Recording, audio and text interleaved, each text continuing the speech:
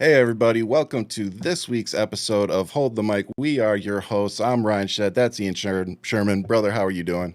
What fucking day is it, man? I don't even know what's going on anymore. Groundhog Day, that's what day it is. God damn. Every Happy day. Friday. It's I know like it's Friday. Eeyore. Another day. Oh my God. I was him for Halloween. I used to be Tigger, and then I had kids, and now I'm Eeyore. There you That's how go. that works out. That's exactly how it works, actually. It literally is. So hope everybody's doing well on this Friday. Happy to come hang out with you all. There's a lot of news to go through, a lot of craziness to try to cover.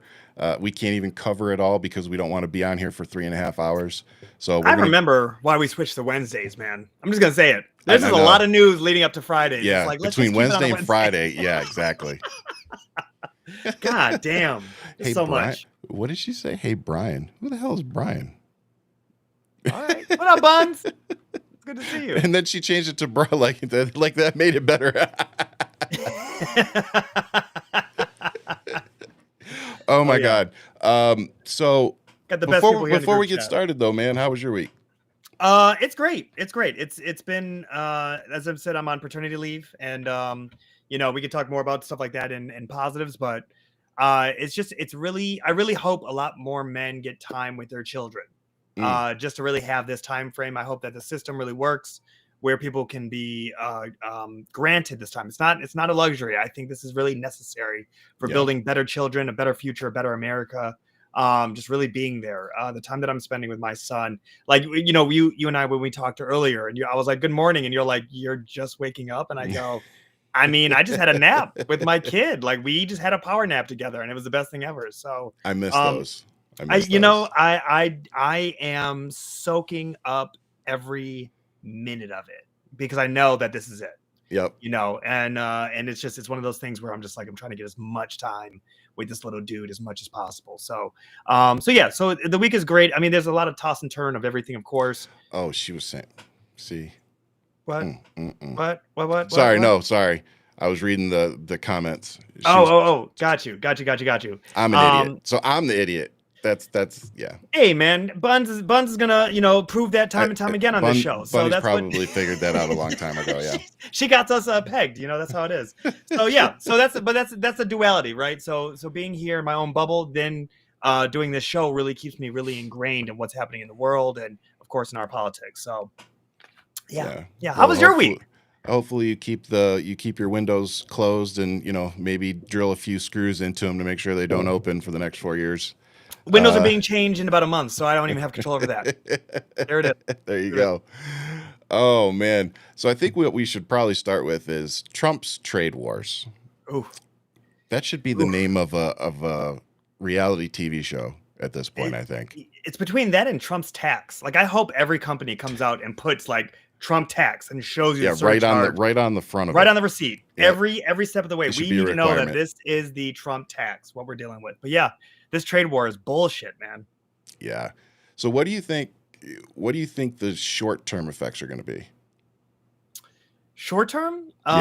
Recession. I think that's going to be the short term. No, I mean, I'm not trying to really laugh. Jamie Dimon, all the people, Bill Ackman, Jamie Dimon, hell, even my man who's screaming at people pushing all the buttons, not you, the one that's on the news, the Kramer, right?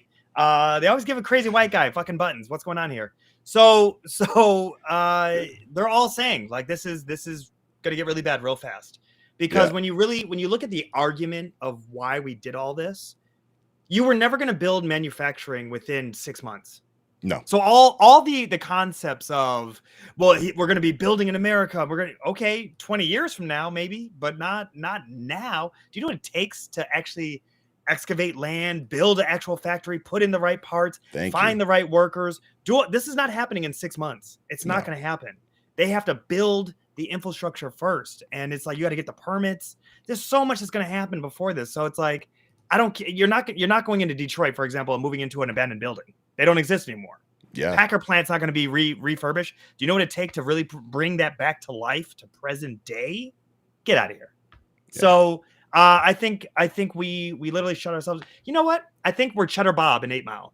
That's what I think. Oh my God. I think this, you guys can all quote me. We are Cheddar Bob. If you haven't seen it, go see it. We are Cheddar Bob and 8 Mile. That's who America is right now. I mean, And that, if huh? that's the case, then I'm B Rabbit. I just it, And it, your name is Clarence, and you went to a private school. I'm Okay. telling you, um, it really is interesting to see just how disconnected some people are from what's happening right now. Reality. And I mean, yeah, I think Yeah. that's fair to say. And I think it's willful. You know, Yeah. I think a lot of people just it's so overwhelming. Like I think who was it? Jay just said, "Is anybody else tired of hearing I'm breaking news 78 times a day?" Yeah. I think that comment right there it just encompasses how so many of us are feeling right now in terms of just overload of information. Like I look at some of the people that, you know, you and I chat with offline, other people that do this kind of thing, and I see what they post on a daily basis. I'm like, I'm amazed at how they're able to, you know, put out the amount of content that they do. Because I Yeah. know how hard, you know, it's a lot of hard work. People don't realize if you're editing everything yourself, it's not It's easy. a lot of work. It's a It lot of is. work. Unless you're using AI to pump out a bunch of clips, then you're putting in the work. Wouldn't know And anything about that. We put in the work. We put the yeah, work on this show. yeah. I mean, we use AI for very little stuff. Speaking of AI, I just want to give a shout out to our sponsor, Justice AI. Yes. If you're looking for an AI program that will help take bias out of your anything that you're posting, we use it sometimes for scripts that we do for videos. It works really well for that because Yeah. we have bias, of course. We're a left-leaning podcast. We know that. We don't hide it. We do try to be reasonable and as in the middle as possible, but you know we know what our biases are, so it's really cool to be able to run even what we write when you're trying to be unbiased and you find out no, you could take it a few steps further. Yeah. And so it's a great program designed by Christian Ortiz and Mod Atlas Media. So shout out to Christian, who's doing big things. Very happy to continue working with him, and happy And to have him sponsoring the podcast. we will be partnering with Jai as he Chris has created the name Jai Justice AI. We'll be making Jai jokes, and we're gonna let AI make and maybe a handful of jokes at the beginning of every show. We're gonna start a new segment real soon, so stay tuned, guys. Yeah, man.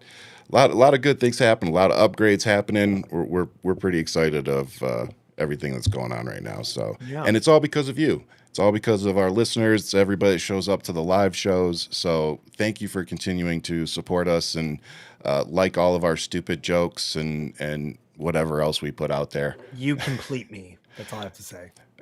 Hi, You're not buds. supposed to say that live on air. I say it every time. Hey. Hey. Um, so with That's Trump's good. trade war, though, there's some interesting disclosures coming up for us. Can you tell us about that, Ian? With the wait, I'm sorry. Say that part again.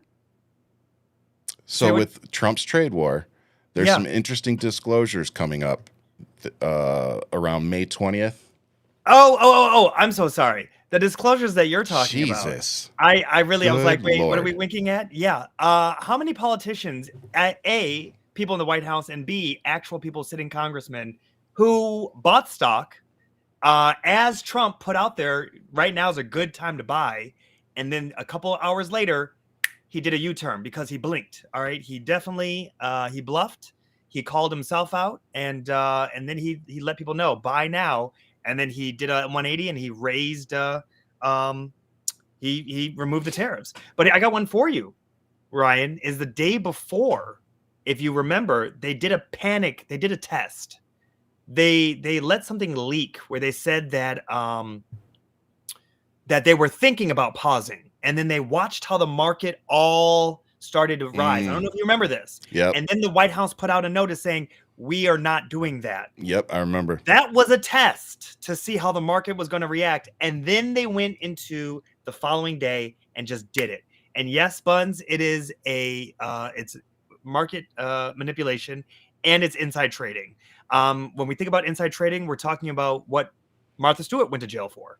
So if you're going to throw Martha Stewart into jail, you already know you can lock up Bad Butch, whatever her name is, and get her, Orange is the New Black. So I'm just saying to you that when you're looking at, I don't know how everybody found out about her so fast, but May 20th is the actual date where anybody in politics has to disclose what their stock portfolio is. And AOC, thank God for her, Schiff, and your senator, I believe, Gallega. They are right Ruben now putting Gallego, yeah. Ruben Gallego. He is putting pressure. They are putting pressure to A, the ethics board, and B, which we don't know what's going to come out of that, but B, also that they want full disclosures to come out now, not May 20th. So stay tuned. Yep. And just a friendly reminder for folks. Imagine if I had.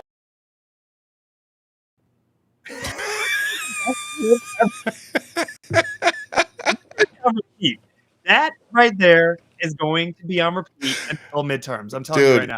it lives rent free in my head right now. I literally clipped it and saved it so that I can just post it under the comments of all the MAGA people. Good. It's so good. I mean, it's and perfect. here's the thing. Him saying that is the same equivalence of Michael Jordan's crying meme, right? Yeah. like Michael Jordan crying, knowing about his crying meme. It's that art imitating life. And it's like, we've all said it. Like, what if Obama did this? What if Obama did this? And then from him to say it, it's like himself. Thank you. Yeah. Thank you. So it's great job, Ryan. Kudos to you, man. Thanks, sir. Well, kudos to President Obama. I mean, he always gets those jabs in. I wish I was as elegant as he is in his ability to troll. Yeah. Like me, I just go straight to, you're a dumbass. And he's able to, just articulate it much better than I can. So it's always enjoyable to see him. Yeah. Yeah, it's always enjoyable to see him kind of batting around his dinner every once in a while. Only if you got that Ivy League, education, Ryan. Only if you did. Hey, all I got's my community college. Sorry. There's the difference. There it is. My public schooling. Here it is. Exactly. This is Royal Oak Public Schools right here. You did us great. You did us great. Oh man. Yes, if only you saw my transcripts. So sticking with the trade war though, I want to talk a little bit about a phrase that I feel like MAGA and Trump voters aren't very familiar with. And it's called retaliatory tariffs. Now, how can I say that and I can't say citizenship? Right there, you just proved it. Right? Still can't do it. And I've been trying to practice it too. So like Ian was saying earlier, Trump came out and he's playing yo-yo with these tariffs with China. And they just came out and finally said, okay, well, we're going to raise them to 125% in retaliation. So Beijing will no longer match any further hikes in U.S. tariffs. It vows to counterattack. Yep. If U.S. infringes on its interests. China retaliated against Donald Trump's latest tariffs by hiking duties on all U.S. goods while calling the administration's actions a joke and saying it no longer considers them worth matching. Beijing will raise tariffs on all U.S. goods from 84% to 125% starting April 12th, which is tomorrow for those that need a calendar. The Ministry of Finance said on Friday, after the White House clarified that levies on Chinese goods rose to 145% this year. So, what do you think of that, brother?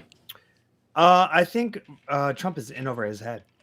I think he's in over his head, and he was looking for a exit ramp, and he chose the wrong one to box with. And the reason why I say that is because we're currently in this situation because of him. Just like NAFTA and with Canada and Mexico, that deal, how he got us out of it, and then he created his own deal. And now fast forward to today, he's calling whoever made that deal a fool. Look in the mirror. It's one of those things where back in that same time frame, he started some shit with China. And if you look at, and I'm seeing a lot of conservatives post a lot of memes and conversations about how there's no defending the trajectory that China is spreading all across the globe. You have Trump to thank for that. It was his last little self-inflicted dance with them. Here, yeah, very self-inflicted. Again, Cheddar Bob, Cheddar Bob. It's so good because he's like the Cheddar president, right? So it's Cheddar Bob. So I can't stress that enough. That it's like we literally put ourselves in this situation with him the last time, and now it's like he's picking up the pieces, thinking that he's going to win this fight that he started and lost the last time. So here we are. Um, I'm just gonna tell you right now, Apple, Tesla, all these American companies that are out there getting their stuff done, China's about to rip your shit off. It's game over. They're about to Yeah. literally, they're gonna say, why do we need to abide by your rules when you don't even abide by your own rules? Well, About Apple's anything. already moving stuff to India. This is what happened in excuse me, this is what happened in the last time Yep. with his deal. Everybody left China and went to all these different countries, but then China started to build and grow its exports. So when you look at it right now, they've already gotten rid of Tesla. BYD is the highest grossing vehicle in their country. Tesla's dropping fast as can be. And Yeah. Apple moving to India. Look at a lot of things that people are getting done. I mean, I just saw an actual photo of someone saying boycott China, made in a workshop in China. The guy's holding it up like, "Look what China made." And you're like, look at what the reality is. Yeah. Like, okay, get ready, guys, because everybody's getting their goods. Hey, how much mega stuff is made in China? Oh, a lot of it. Why do you think they're gonna put Go ask a MAGA person to take their hat off Yep. or their shirt tag or whatever. Just ask them to show you where it was made. Yeah.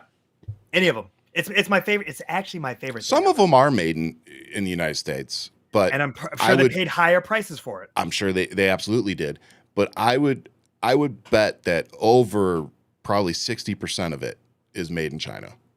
The only stuff I could honestly say to you that's probably made here is somebody who knows how to make this stuff themselves, And they're in the group, Yep. right? Yep. Much like how the Proud Boys, when they're not doing musicals, how they're making their own merch. So I it's would like, be it's one of very those things. surprised if any of the merch that actually goes through the Trump campaign, that goes through the Trump organization, I would be very surprised if any of it was made in the United States. Yeah. Yeah.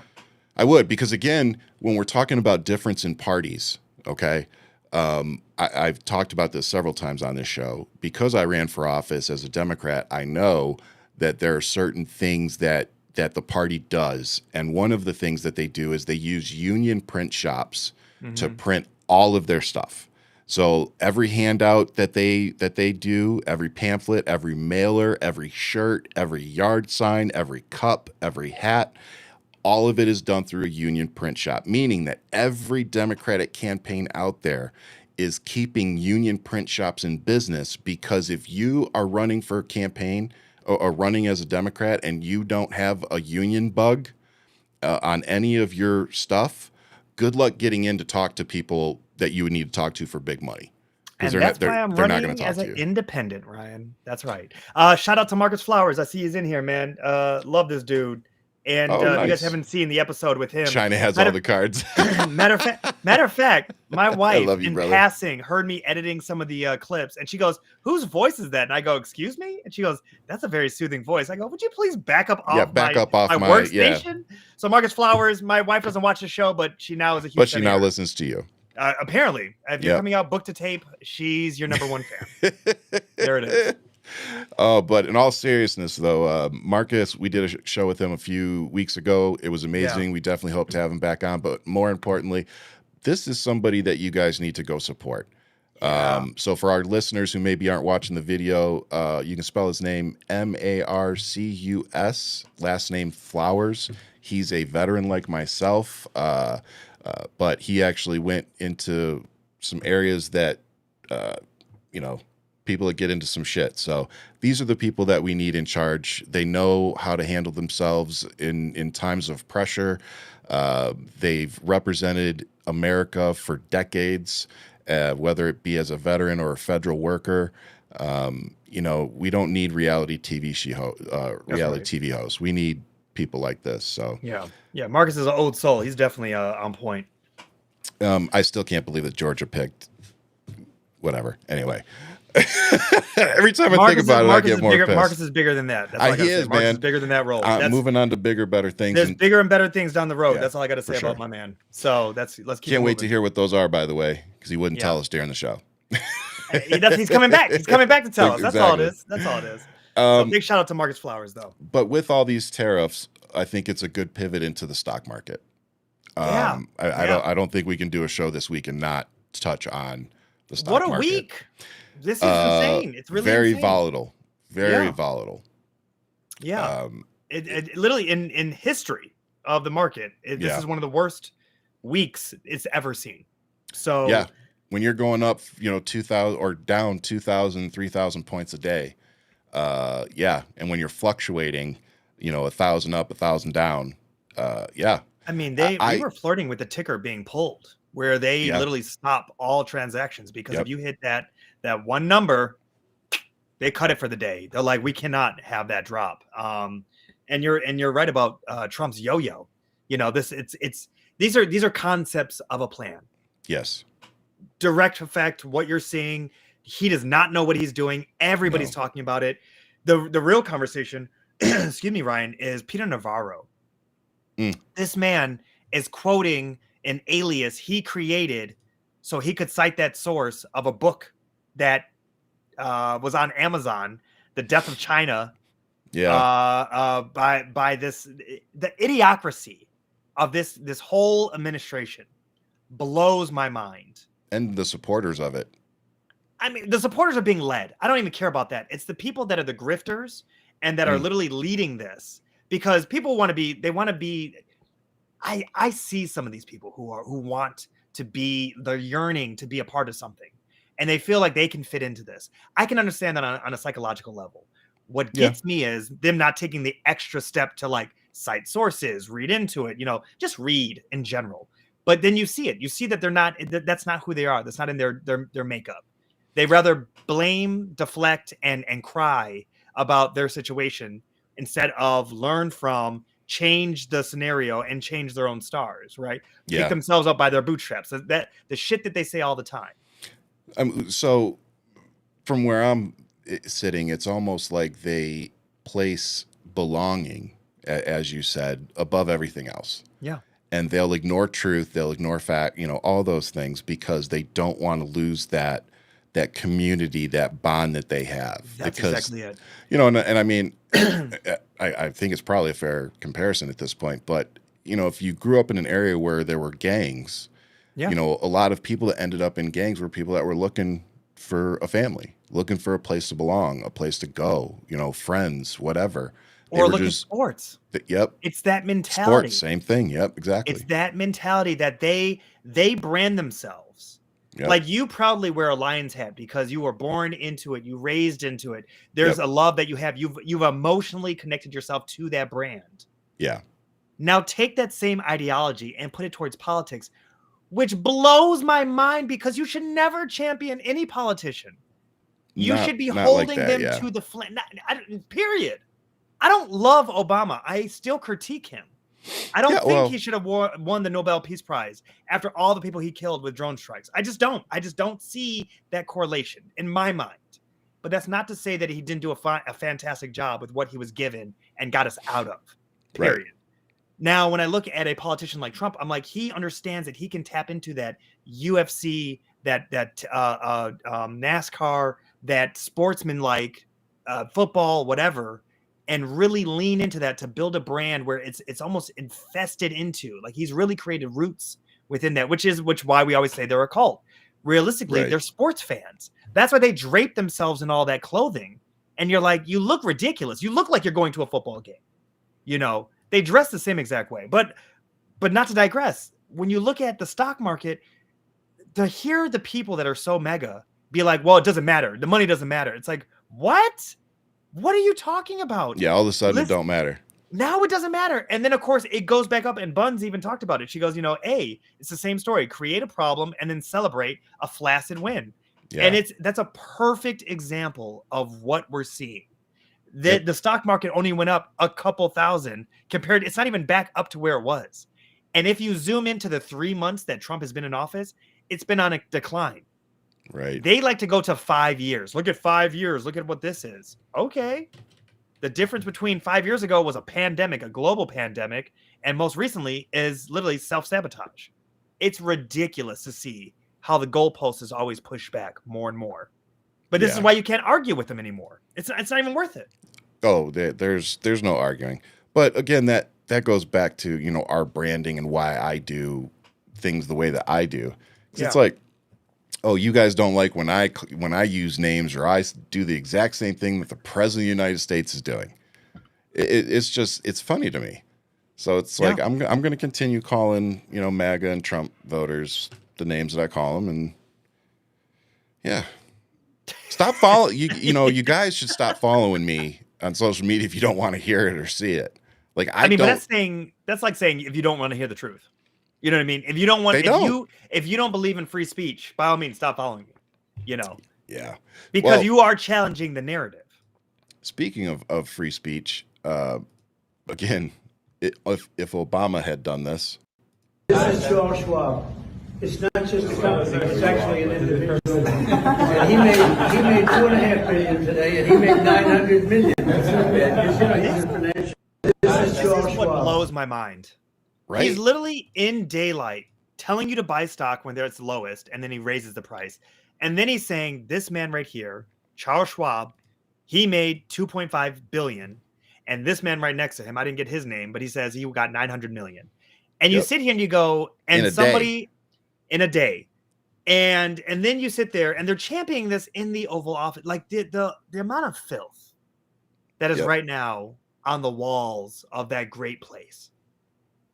Yeah, it's sad. It disgusts me because I'm thinking about how many Americans are literally losing out, are holding the bag, right? That person who voted for him, holding the bag. And for those who don't know what that means, is like you bought the stock and then it dropped, and now you're just waiting for it to go back up, and you're just holding it. And it's never going to go back up to where it was. You just got to wait. You just got to wait. Maybe time will be on your side and it does go back up eventually, but you're holding the bag. Yeah. And you sit here and you're like, how grotesque is this? Because of the laughter, everything in there. It's like American people are trying to retire right now and they can't. Yep. People's 401ks, fucked. People in my family, 529s, fucked. Like thinking about all these people who are financially trying to set themselves up for success to get out of this rat race. Fucked. And they're watching it all just go away. It's like watching 2008 all over again. 2008? Yeah. When Obama took over? Yeah. When we were doing buyouts and shit for the car companies and the economy was fucking crashing. This is self-inflicted. What we're seeing right now. I mean, way more so than that was. I'm going to have to better understand where you're coming from with that, because that was him taking over for Bush and him trying to save the country. In the context No, I know. I'm talking about just where we were in that time. I'm not. Got it. I'm not pointing. Yeah. No. At first I was like, I don't remember Obama laughing in the Oval Office with people. No. I just mean like what we're looking at. It's like the economy is fucking crashing. Like you know what it reminds me of, and this is me being here in New York, is Occupy Wall Street. Being there by Wall Street and people were sipping champagne, laughing at the people protesting. That's what this reminds me of. That when I think of the correlation of what is this, and I will find that clip. It is one of those things where it is people sipping champagne, looking down at peasants, and I really think a lot about 100%. How there's more of us than them, and how is it that and this is history, y'all. The French Revolution. At what point is a breaking point for society to have enough? And that's, I'm just only asking as a historian, what really, when you read that history, you go, oh, I wonder how bad was that? And then you start seeing how bad it gets. Yeah. And you're like, okay. All right. Yep.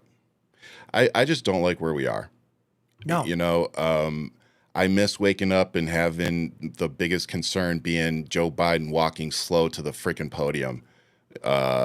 Mine is him falling off a bike. Yeah, like Joe Biden falls off a bike and gets back up. Oh my God, that was in the news. Oh my God, terrible. It's like I just fell on the bike and no one wrote about me. Yeah, dude. Shit. Yeah, I'm in my 40s. If I fell off a bike, I'd probably get more hurt than he did.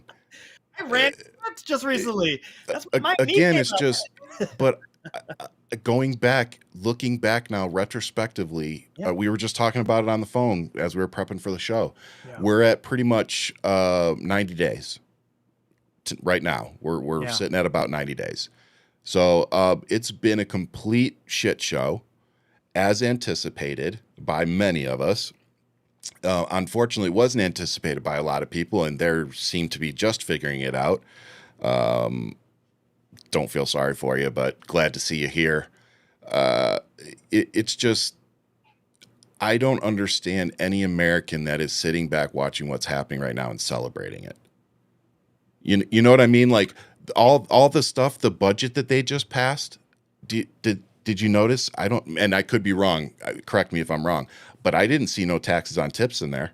No, no. I did see some massive fucking tax cuts for Jeff Bezos, Elon Musk, and the likes of them. Yeah.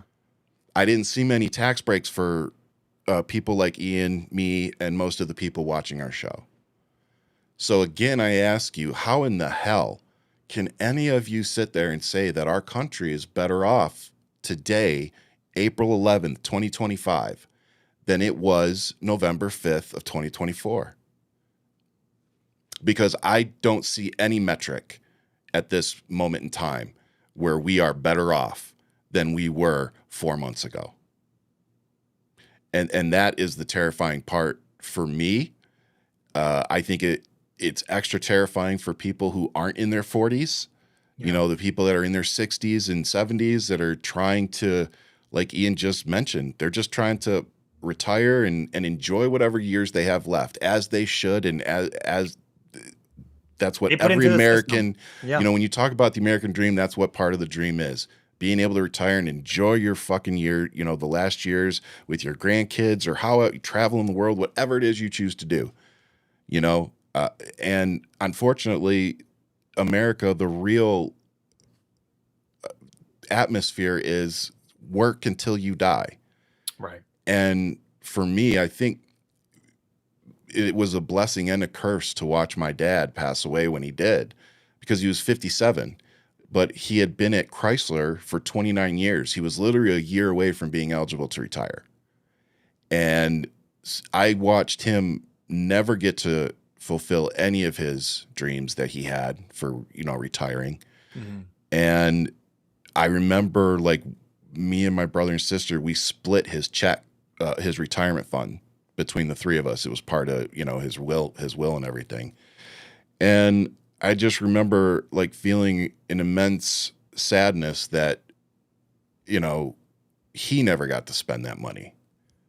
You know, like, that was for him. He had set that aside so that he could, you know, live into his 70s and see his grandkids and shit. And, you know, he didn't get to see my kids. You know, luckily he got to see my sister's kids and stuff. But I think of him a lot, especially in these times. You know, knowing that there are a lot of people that are going to have to stay working because they simply can't afford to live in this world right now, in this economy. And I hope you'll allow me, Ian, I want to point out that these prices, as they go up, they're not going to go back down. No. So stop expecting them to. Because the thing that a lot of Trump voters and MAGA and even some people on the left seem to forget sometimes is that one of the biggest things we're fighting right now is greed.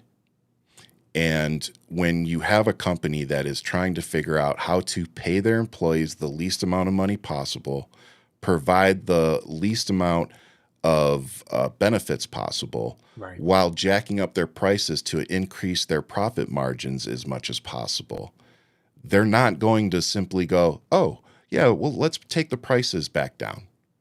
Right. They're going to justify it. And then for those of you who think that these tariffs are going to make American companies produce their products in America and somehow they're going to charge less money, I've got news for you. It's going to cost them 3 times as much to produce said products here in the United States, which means that they're going to have to increase prices. And on top of that, they're also going to now have to pay tariffs for any materials that they use that have to be outsourced outside of the country. But let me ask you, what American is going to take that job? Which one? The one that's here. That's I mean, yes, which one? But the one that's going to be the most hours, worse on your back.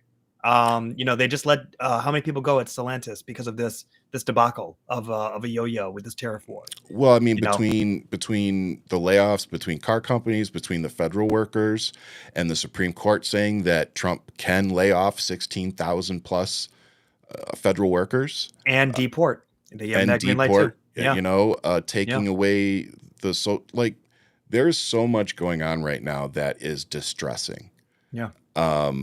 The red flags are up. The other countries see it. I don't know why so many people in our country don't see it. Maybe they do and they just don't care. I mean, some of them straight out say this is what they voted for. Yeah.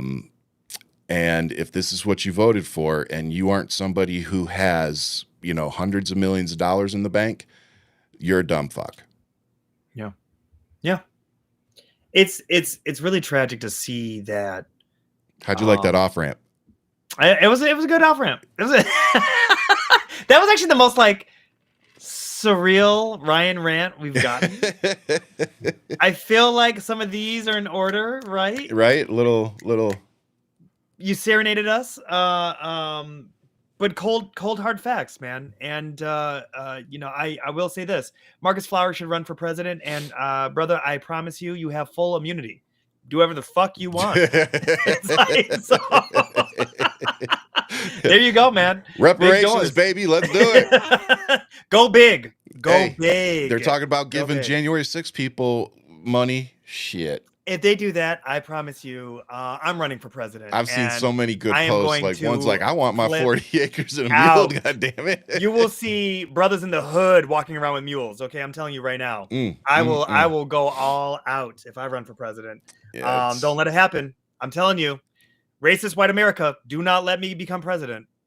It'd be the worst thing for you. So it's one of those things that I really look at. I really look at the pain that's about to unfold. It really does. You know what? I have to say it. We hit the iceberg. We hit the iceberg, and now there's a few of us who know. There's a few of us who understand the severity of the situation, and then there's all those who are sipping on champagne and dancing, looking like bumbling idiots. Yeah. And then there's some of us who are like the band, and we're just gonna play to the very end. And that's the thing that I think about with this. And I don't mean just these tariffs. I mean the attacks on our judicial system, the attacks on our constitution, the attacks on our actual legal system, the lawyers, just a quick touch on that. He just now got $600 million of a pledge from another law firm.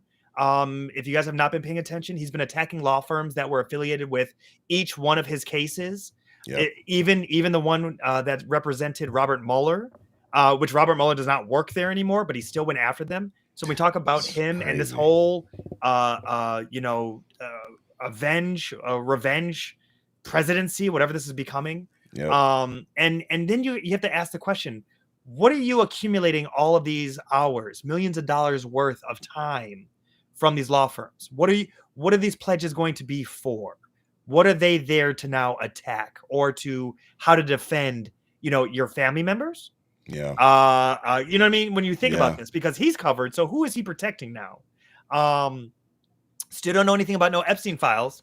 Don't know anything about that. Yeah. All those people that had those binders. Where are they? All this shit. Nothing on the Epstein files that he's affiliated with.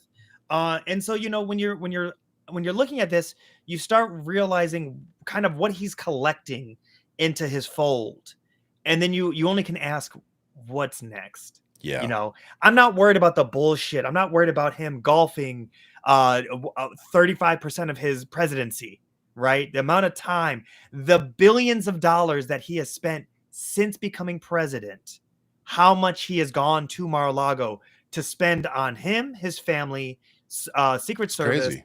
The fact that he's throwing his own tournaments, all this is to generate distraction.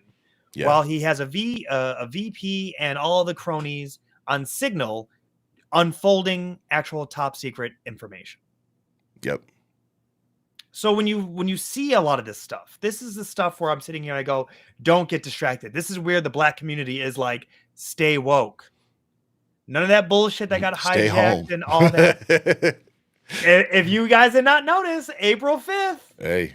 There was no melanin walking with you. I'm telling you right now, we all understood the assignment. We said, this is your lesson to learn. Yep. This is for you to do. We're not doing it. It's valid.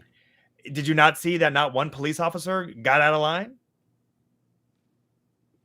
They were not cracking open Karen's heads. Let's just say that. They were at over 100 cities and capitals. And amazingly, not one of the buildings got rushed and destroyed. Wild. Crazy how that happens. Wild to think about. But there were Yeah. some great signs. I will say that. Oh, the signs were great. The best one was, and I think I got it from Sadia's page, was even us introvert. You even got us introverts out here. So good. You pieces So of good. garbage. And this is the Like thing, I should be home right now. My favorite is that you would never see. And look, conservatives, you can call me out if you want to. If this is real, you guys aren't that witty. You guys aren't that fun. You know what I No. mean? Like that's a fun sign that speaks volume. Period. So, but that's this is the part, Ryan. We hit the iceberg, and now it's just like, okay, what's next? I mean the way that the people that talked about Joe Biden using the judicial system are sure using the judicial system a lot to do what they're doing. Yeah. And it's just kind of like, again, the hypocrisy is what upsets me. You know what I mean? Like if they walked the walk, I wouldn't be that upset. It's like, okay, this is, you're doing what you say you're going to do. But you sit there and you point the finger at liberals and Democrats and you say, oh, look what they're doing. And half of it's bullshit. And then you turn around and when you're in power, you do it times 10. And we're just all supposed to sit here and eat it. And then you guys are sitting there clutching your pearls when we say, oh, no, we're going to arm ourselves because we see what's coming. And when you have colonels being relieved of duty because they expressed concerns over how our government was being run, you have a problem. And we literally just had, let me pull it up here. Trump is at it again, firing women in the military. So Colonel Susan Myers of the U.S. Space Force stationed in Pitofik Space Base in Greenland was removed from her command after criticizing Vance's unneeded and costly visit to Greenland. She stated her loyalty to the U.S. and the law and not to politicians, so Trump got rid of her. Correct me if I'm wrong. That's a lot of things on her chest right there. That means that's a pretty big ribbon rack. Yeah. And I bet you they put in a white dude who has like 3 things. Yes. Well, I don't know what like his ribbon rack looks like, but yeah. It's just what upsets me too is, again, from a veteran standpoint and also from a military spouse aspect as well.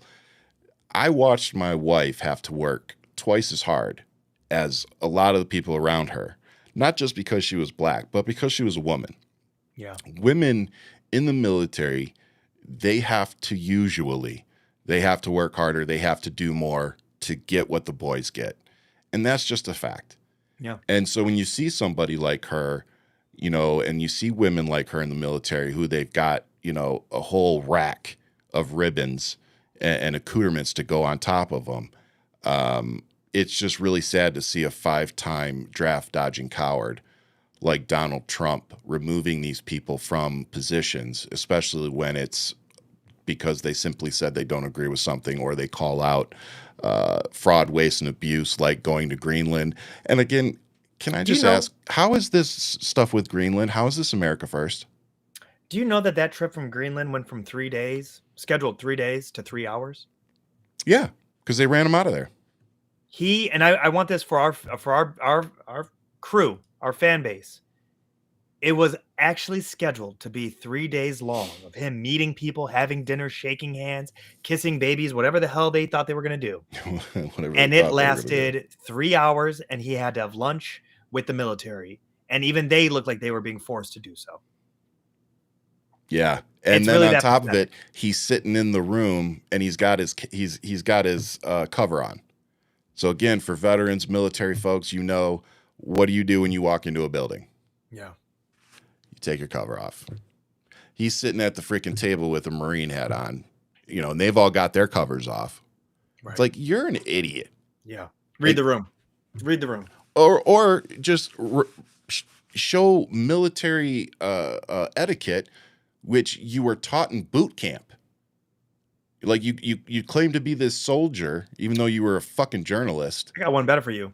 Act like you at your mama's house.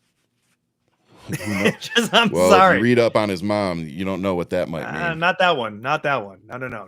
That's how he learned how to smoke crack. Oh. No. But even that feels like a little fabricated. Peter Thiel. I will say that I watched a couple clips from that movie, and I'm like, really? Hollywood. Yeah, it was definitely some Hollywood shit. Everyone in that cast was like, shit. Damn. Why do we have to make it so good? Anyways. Yeah, now he's there. But before we move on from Trump, his retaliation against these law firms, how big of a deal do you think this is going to be moving forward? With the law firms? Yeah. I'm waiting for someone to have a backbone. We talked about it. You and I literally broke it down about it started with ABC and the quoting of, hey, you have these, this essay, this sexual assault charge, the judge said you raped somebody. And they were like, that's defamation. Of all the people to be hit with defamation, I'm like, I'm sorry, not a newscaster who's literally quoting a case. And so ABC paid it, i.e. Bob Iger, Disney paid it. And so that was the beginning of the tailspin of watching all these people buckle. And they're just doing the price of business. They're just like, okay, if I just pay this much amount, this will get him off my back. Yeah. And when you sit here and you go, I'm sorry, why is it that it's all these women who are literally the backbone of this country who are fighting him? Yeah. All these men in suits are a bunch of bitches. I'm sorry. Let me say that again for everybody in the back. All of these men in corporate positions are a bunch of bitches. And I see why they get domed on the DL. Because the thing that I'm really thinking about is you have Janelle Mills, the governor of Maine, who was like, I'll see you in court. That's her rebuttal. I'll see you in court. You ain't messing with no trans kids. I'm not worried about you. I'm not worried about your stupid ass laws. Look at the data. It means nothing. It's that small of a fragment of this country. I'll see you in court. Yep. This individual who just spoke up, it's women who are literally leading the pack on this. Yep. When are we going to wake up and understand it? And you know what I feel like? It's not Mr. Liberty, just so you know, Ryan. It's Lady Liberty. Great. And I want us all to remember that. And I feel, and I'm just going to speak for me right now. I feel like my job at this moment in time is to support those women. We talk about Jasmine Crockett a lot. We talk about AOC, but there are so many women. There are women that we've brought on this show that are doing the work behind closed doors every day, 12-hour plus days, trying to keep this country from sinking. And we got some of them here, in the comments with us that I see out there every day using their platform to spread factual information, that doesn't get community noted or fact checked. So yeah, I feel like my job right now is to, support them and just be like, I think sometimes us men, we kind of jump into things like we're going to jump in and make it better or fix it and whatever. And in this instance, I don't think that's my job. I think my job is to just be there and say, I'm here for whatever y'all need. You want me to put you on my shoulders? I'll put you on my shoulders. You want me to write a sign? I'll write a sign.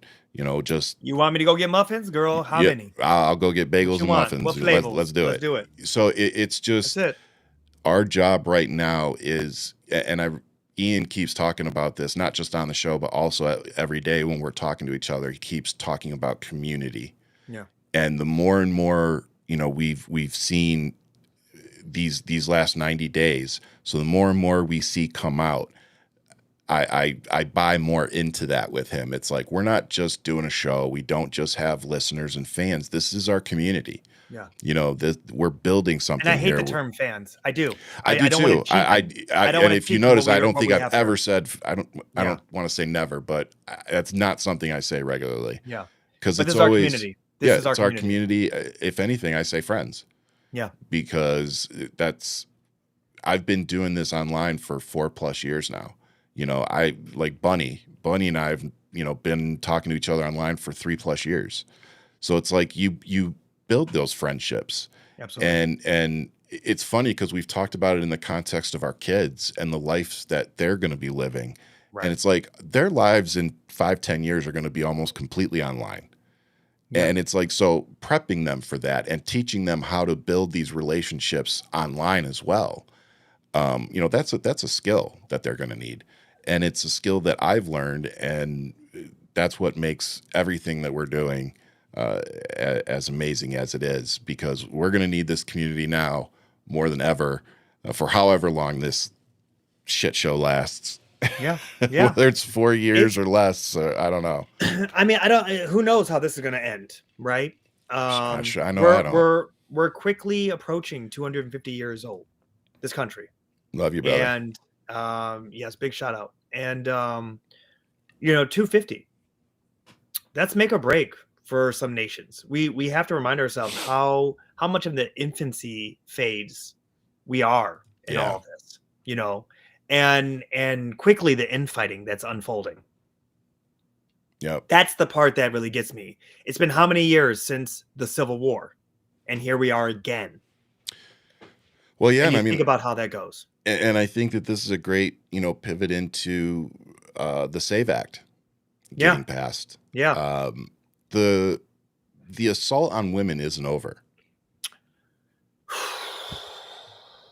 You know, it's wild that our moms saw change. Excuse me. Were a part of change. For them to get dragged back into this. Yeah. And I saw one woman's a elderly woman, and she said, I thought I was done with this shit. Like, her sign was like, I'm too old for this. I Yeah. thought I was done with this fight. And it's like, here we are back at it again. Yep. And you look at the social media personalities. You look at there's a study done where it said it takes 23 minutes for a young man, to be indoctrinated into this orbit of conservatism, the Chad wife, the what, you know, masculinity looks like, how to hold yourself. You know, when you're sitting here and you're taking how to be a man from another man on this platform, it's kind of ridiculous, right? It's like, you know, how to be an alpha. Let me show you by you being a beta and listening to me, an alpha. You know what I mean? Like, you think about how that really translates when you really Yeah. think about it. But, you know, so all these betas are listening to what they consider an alpha. And it's interesting to see where it's people putting on this facade, people putting on this shield of they'll toss away their humanity.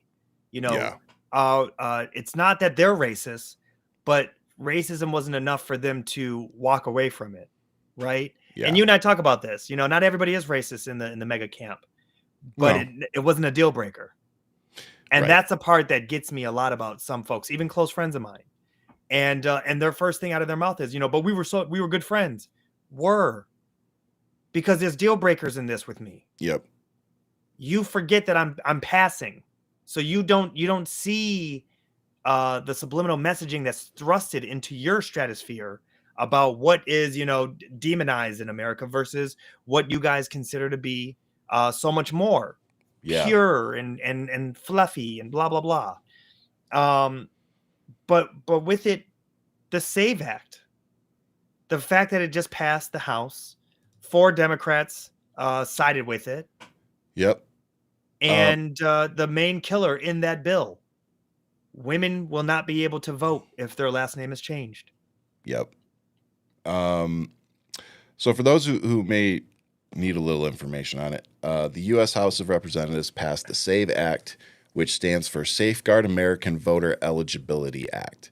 It was a vote of 220 to 208, with 4 Democrats crossing the aisle: Reps Ed Case of Hawaii, Henry Culler of Texas, Jared Golden of Maine, and Marie Glashenkamp Perez of Washington.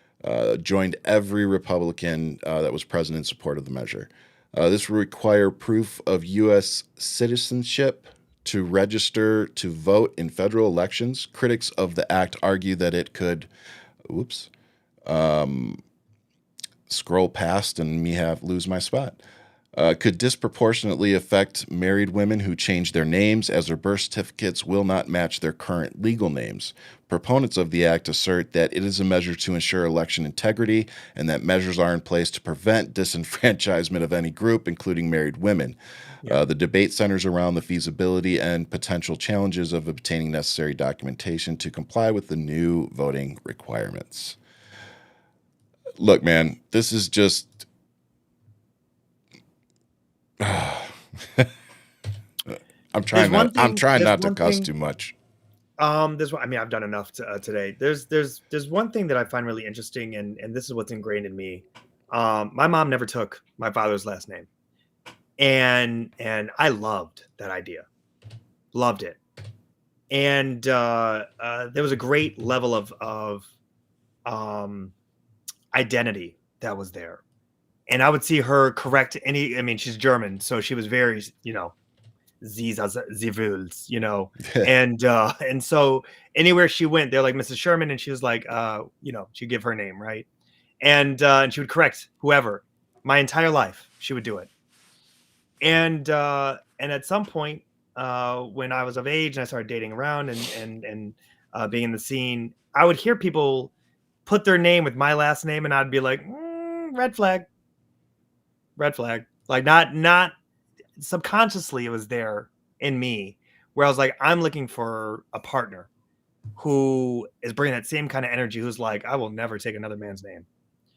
And I didn't realize that until I met my wife. And it was when she told me, she was like, I'm never taking your name. And I was like, oh, I just wanted you so bad. Like, you know what I mean? Like, I was like, oh my God. And then I fast forward to today and I go, oh my fucking God. That alone would save her the chance to, yes, she has all the things that she needs. No, you don't have to be in the system where you have to take someone's last name, but all these people were lied to. Yeah.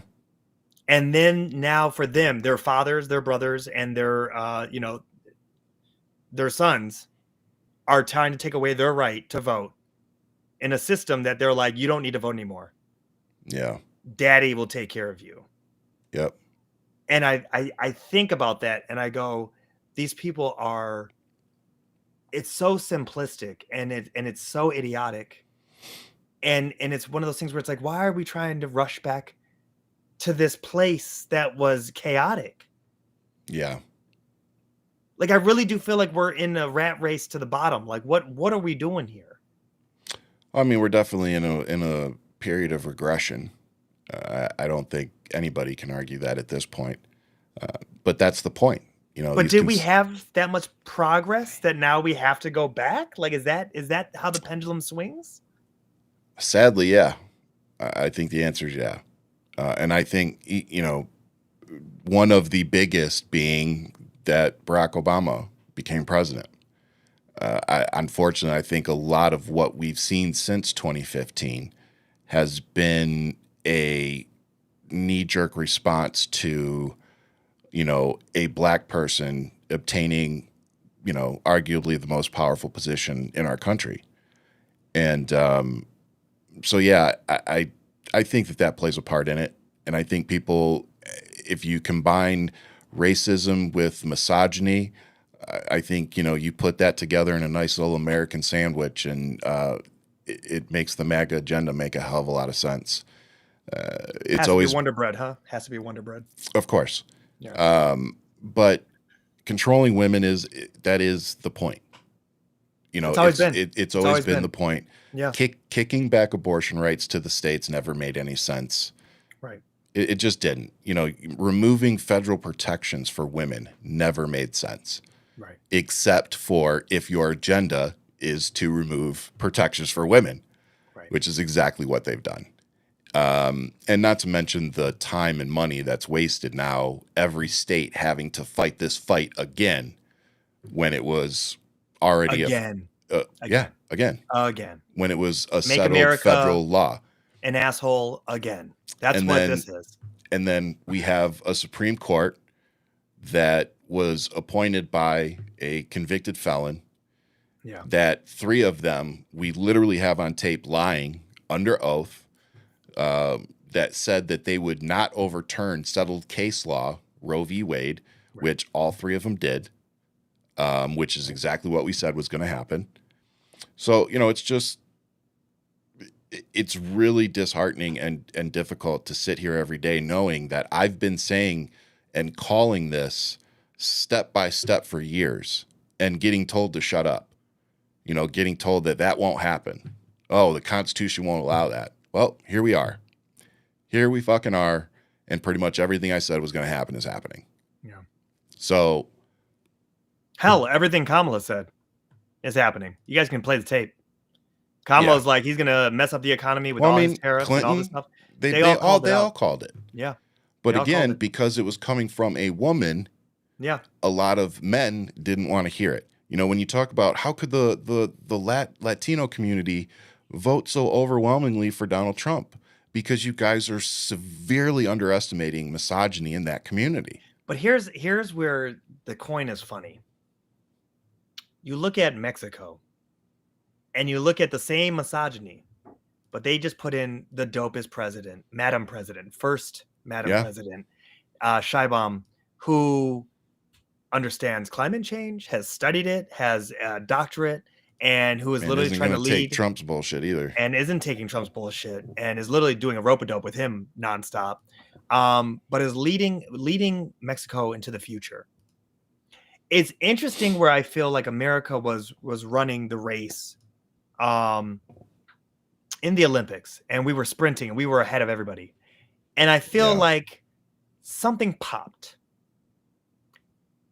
And now we're about to get lapped. Oh, yeah. Do you know what I mean? Yeah. Like, I feel like something is no longer working in the way. legs, and now we're slowing down, and everybody's about to just pass they've been biding their time, and they're about to kick right past us. And I don't think of anybody in our generation, millennials, younger, Gen X, what's above us, boomers. They maybe have seen it, but they've been spoiled this entire time by the greatest generation ever to live, who fought fascism. Yep. I can't stress this enough, guys. That was Antifa. They literally fought fascism. Yep. And you sit here and it's like, we don't know what this feels like if America's second place, third, fourth, fifth. Yeah. We don't know what that feels like. No, we don't. And again, I don't think enough Americans understand how much power we're actually giving up right now. Yeah. Like isolationism isn't a winning strategy. It just isn't, especially in today's world. When you have airplanes carrying goods, from other countries and can be here within 8 hours, or faster. Yeah. It's like you can't shut off international trade. You can't make it so expensive to do business that they find other people to do business with. Like the EU is literally making connections to try to cut the United States out of as much as possible. Yeah. China is literally making deals to try to mitigate as much as they can. With Canada. Everybody's going to be making deals with without Canada. Us. We're no longer part Mexico. of the conversation. Yes. Yeah. So again, we're watching all this happen in real time. And those of us, with an above 5th grade level education are sitting here looking around going, do you all not see what's happening? And, and with what you're saying, Ryan, I want you to reread what China said to Trump. We're going to be matching this tariff, and then we are no longer doing tariffs anymore. We will be, right? Yeah. And you think about what that subtle threat is. And you sit there and you go, Well, what are they going to do? They're going to go make deals with everybody around the world, and all of those deals are going to be about screwing us over. I'll give you one either directly or indirectly. I'll give you one even more terrifying.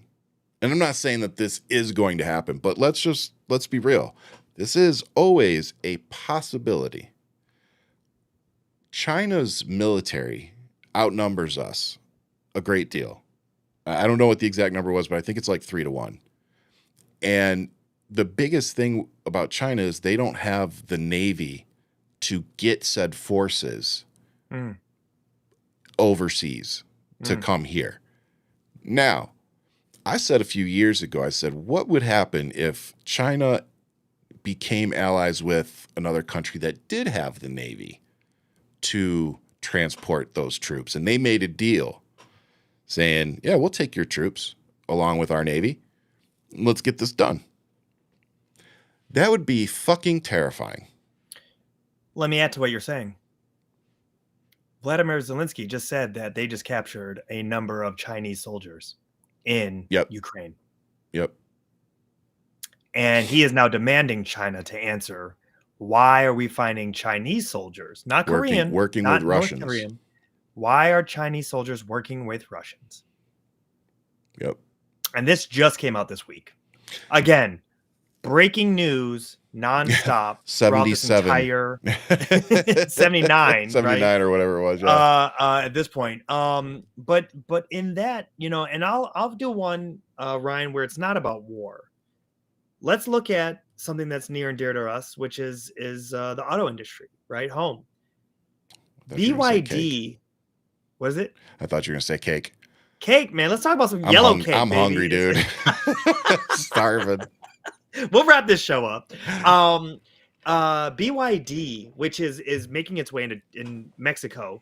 BYD is making cars, EVs, better than what we're seeing from Ford, GM, Stellantis, all of the American brand. Yeah. They have a model that is $11,000. $11,000. When we talk about making a car for the working class, $11,000.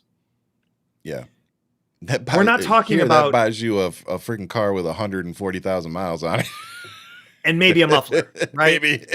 Maybe a muffler. The catalytic converter might be included. Smells like a dead animal in the inside. Yeah. And but it's been used by 7 people. Only 2 smokers and 1 owner. Yeah. Oh, there it is. And Hertz best rental. So when you sit here and you think about this, and you really think about what they're, and we're talking about EV. It goes 300 miles per charge. It has all the state-of-the-art technology, and it's $11,000. Yeah. You sit here and you go, America can't do that because they're chasing this idea in their minds about what profit is, what they're chasing, right? They're not chasing having their brand out there become the brand Profits of America. combined with legacy costs, legacy costs. And when you sit here and you're looking at like, okay, ththese other companies that are coming out, Rivians and Lucids that are way too expensive for Americans that are working class. You sit here, look, they're beautiful, but we're not there yet. We're just not there yet. Nor do we have the infrastructure. We haven't taken ourselves serious. The big thing. Yeah. We have not taken ourselves serious. And I mean that in the context that we're doing these little wars with each other every 4 years. China has a 20-year plan. Yeah. That's their focus. We will be at this place in 20 years. I'm not saying a dictatorship is a way to go, not at all. But we're over here flip-flopping about women's rights right now. We're flip-flopping about Black history. Tariffs. We're arguing, trying to debate what DEI stands for and who actually is DEI. And most people just think it means black. And that just shows you how little gray matter is actually there on the other side of the aisle. Yeah. I say all that to say to you that when we look at what we do export, which is automobiles, and we look at the fact that EV is taking over on that side, that continent, why would we not be so aggressive, which Biden was trying to do, to get us, to keep us in the game and to get ahead of it? Where now we're watching this claw us backwards, and it's like, no one's buying our shit. China, who has the most people in their country is not buying any ICE vehicles, which is a combustion system for those who don't know. Yeah, I mean, again, if you look at the fact that Elon Musk and Tesla were given government contracts Billions of to dollars. build the infrastructure that Billions. was needed, and Yeah. Musk basically took the money, invested into crypto, and never delivered on the infrastructure.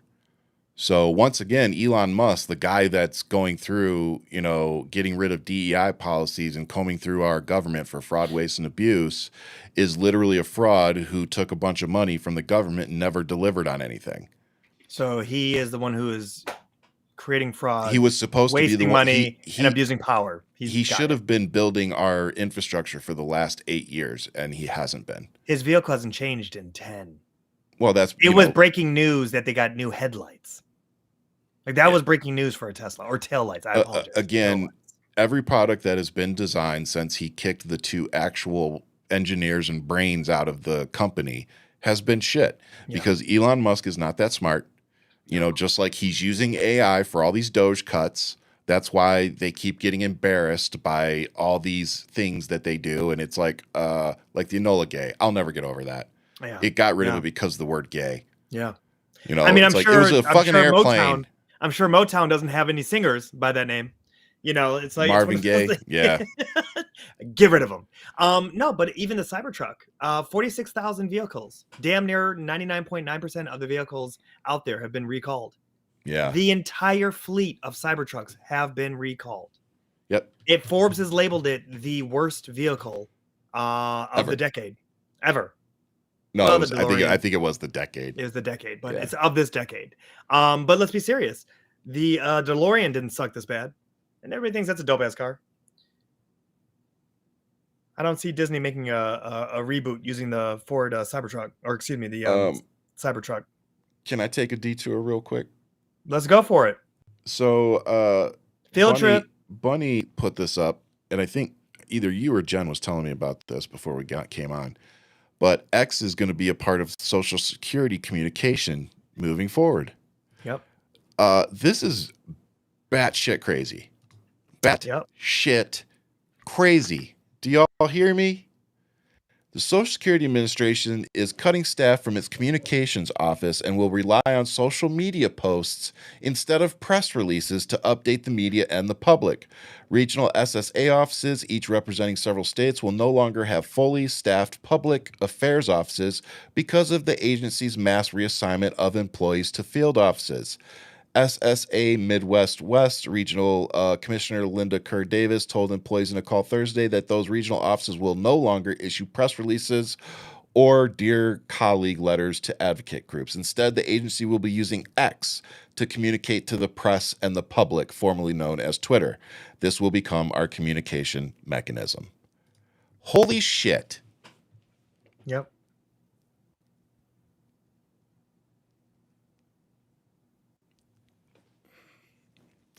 Like we're giving Elon Musk all this power when we should be dragging his ass out of our country by hair plugs. Like you guys do realize Elon Musk has 3 citizenships, right?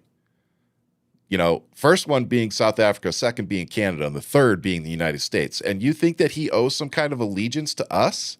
We're nothing more than a piggy bank to that man. And do you realize when a reporter asked him if he uses ketamine and how much, that didn't go very well. The dude is a literal drug addict who doesn't do anything. He's using AI to sift through our entire fucking government while simultaneously getting all these government contracts for billions of dollars. It's amazing how you all wanted Joe Biden and everybody else from the Democratic Party to divest from their businesses and don't do this. You talked about Nancy Pelosi and her stock purchases and all that shit. But this? Yep. This is the part, Ryan, that makes you really go crazy trying to figure out how the hell did we get here. And it made me think of this. I just watched that movie WALL-E again with my son. And I just said, I know how this happens. It's I know exactly how this happens. I see where this goes. How does this unfold? Oh, it's easy. It's unfolding right now in front of us. I'm going to say it to you once again. We hit the iceberg. Yep. Oh, man. Now we're just watching compartments fill up. Ain't that the freaking truth? So we talked a little bit about Colonel Susan Myers, the Space Force colonel, being relieved of duty. I wanted to also talk about something else that pissed me off. And it particularly pissed me off because Donald Trump is organizing a military parade for his 79th birthday. No. It also is supposed to be for the 250-year anniversary of the United States Army, but it's more for him and a birthday For party. him. Yeah. How much are they going to cost us? $92 million for this parade. And that's I'm sure there will be unforeseen things that have to be paid when they screw up the street with the tanks and everything. I'm sure they'll have to pay to fix all that. Right. So who knows what cost on it'll the back end. actually cost. I'm Cost on the guessing back it'll end. be well over Right. $100 million. So Elon Musk, where you at with that fraud, waste, and abuse, bro? But as a veteran, it always pissed me off that vets and the military voted for this guy because he doesn't respect us. He's called our fallen soldiers losers and suckers. He's disrespected John McCain, and doing so as a 5-time draft dodging bitch. It just really pisses me off. So he's doing this military parade. I think it's supposed to be in June. And simultaneously on April 4th, we had 4 soldiers brought back to the United States that lost their lives in a training accident in Lithuania. Yeah. And they were brought back to Dover Air Force Base, like all of our soldiers usually are. And before I say this, I just want to remind folks of the Joe Biden looking at his watch and how big of an ordeal that was, and that they had congressional hearings of the parents of the 13 fallen soldiers come in and say all these horrible things about Joe Biden because he looked at his watch. When these 4 soldiers were brought back home, Donald Trump wasn't there. He didn't go to Dover Air Force Base. J.D. Vance, who is a veteran himself, didn't go. He wasn't there. Pete Hegseth was. I sure hope that he didn't have any drinks before he went out there and greeted the families of those 4 soldiers, that the president couldn't bother to be there. And then if you'd like to know what the president of the United States was doing instead of honoring our 4 fallen soldiers, he was down in Florida at a live golf tournament with Saudi Arabia. So he and the rest of his douchebags decided that a live golf tournament or a banquet or whatever it was with Saudi Arabia was more pressing than being down at Dover Air Force Base to receive our soldiers. So for all of you out there who say, he cares about our military or he respects our soldiers or anything, I just have to say, go fuck yourselves. Because he is a giant piece of garbage. He doesn't respect our service. And he thinks that we're suckers because he got out of his service. Yeah. Like, that's the part I don't think a lot of y'all understand. Like, when he calls, he does think we're suckers because he got out of it. And he views it as a bad thing. So, again, the guy that shits in a gold toilet, and has a private jet that you all paid to refurbish and put new Rolls-Royce engines on, he doesn't give a shit about you. Elon Musk, the guy that's literally taking billions of dollars in taxpayer money from us to not deliver on anything or deliver garbage, he doesn't care about you or me or our veterans.